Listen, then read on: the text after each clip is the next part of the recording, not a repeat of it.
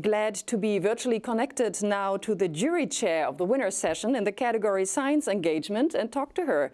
Hello, Melanie Smallman, co-director of the new Center for Science Communication at UCL. Hello, nice having you with us. Hi. Melanie, Good to see you. how do you regard the role of science engagement today? Yeah, I think that involving people in thinking about and doing science has always been really, really important. But I think this year we've seen, in the face of a global pandemic, that getting it right for some people can be a matter of life or death. So I think, whether you're involving citizens in helping them understand how vaccines work, or just encouraging more young people to go into science, I think it's really vital work right now. Yeah, we are looking forward very much to see the breakthroughs of the year in this category today. And it seems there is a lot of creativity in it, a lot of enthusiasm. Can you give us a sneak peek into the category? Yeah, we saw an amazing array of projects that are involving citizens in science and discussions about science from across the world. Every corner of the world was represented. We even had projects that were going into prisons to involve Oh. people in thinking about science.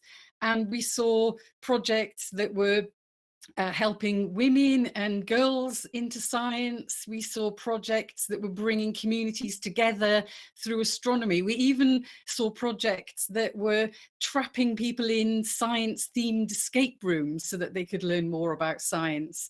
And the things they had in common was that they were original, like you say, that their owners were enthusiastic, but most importantly, they were really sort of breaking down that wall between science and society. You obviously have a great overview over the subjects and over the projects we will see. What are your practical recommendations to scientists who want to engage the public? Well, I think there's two really important things for scientists wanting to engage with the public to do. So first of all, think really hard about your audience. Think about who it is you want to engage, why they may be interested in science, but also think about what you could learn from them so that it's listening as well as speaking. And I Mm. think secondly, there's loads of projects engaging citizens with science. So look around and see if somebody is already doing or has tried what you're interested in, because you might learn something from them. They may have lessons for you. And a really good place to start are the Engage projects that we're showcasing today. Mm-hmm. Melanie, can you tell us how does the pandemic change the way scientists are communicating their issues?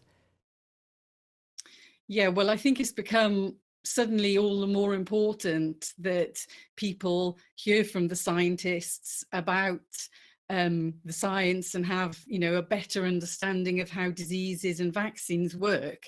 And I think one of the things that we have seen is scientists becoming much more visible. So a lot more pressure on them to communicate and a lot more need to learn from the past about how to do it better. So we've had a situation in the past few weeks where the scientists used lots of graphs in a press conference and loads of people found these really difficult to understand. So communicating effectively is really, really important. But the encouraging thing is that all of the surveys around the world have shown that public confidence and public trust in scientists has really gone up during the pandemic. As scientists have come out and communicated, the public have responded very positively to it.